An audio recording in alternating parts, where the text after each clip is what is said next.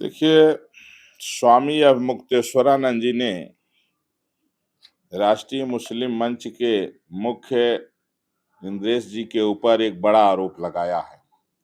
उन्होंने कहा कि वो कहीं जा रहे थे और एयरपोर्ट पर जो है उनकी भेंट इंद्रेश जी से होती है और किसी केबिन में लोग बैठ के कालक्षेप करते हैं। तो चर्चा के दौरान उन्होंने कहा कि इंद्रेश जी ने उनको बताया कि 10 लाख हिंदू लड़कियों की शादी वो मुस्लिम लड़कों से मुस्लिम मंच के माध्यम से कराए हैं।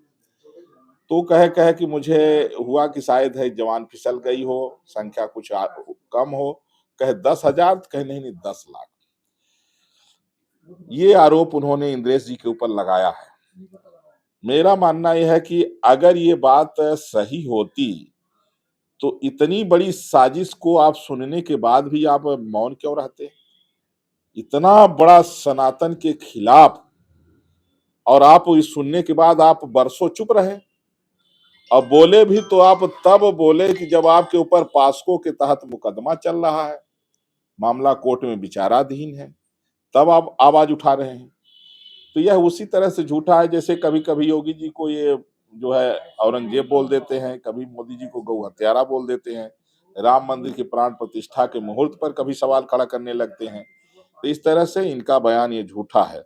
मैं कहता हूं कि आप 10 लाख करें, आप एक कोई उदाहरण ऐसा बताइए कि राष्ट्रीय स्वयंसेवक संघ मुस्लिम मंच के माध्यम से एक किसी हिंदू लड़की की किसी मुसलमान साथ एक भी अगर आप बता दें तो आप जो कहो मान जाएंगे। या आपकी जो हिंदेश जी से जो वार्तालाप वार्तालाप हुई है आप वो वीडियो उपलब्ध कराइए।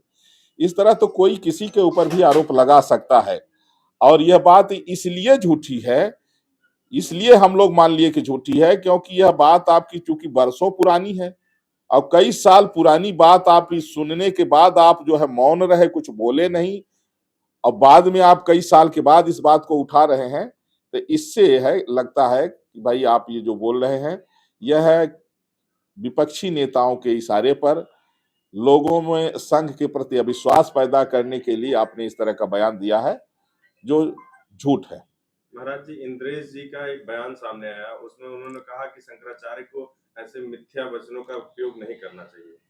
अब देखिए, मिथ्या वचन तो किसी को नहीं बोलना चाहिए झूठा झूठा, लेकिन उनका आरोप, अब उनकी बात क्या हुई कैसे हुआ हम तो नहीं जानते हैं, लेकिन इतना जरूर है कि कई साल पुराना वो बयान, कई साल पुरानी बात है। तो कई साल तक आप ये सुनने के बाद आप चुप रहे, इससे साबित होता है कि आपका जो आरोप है वो झूठा है।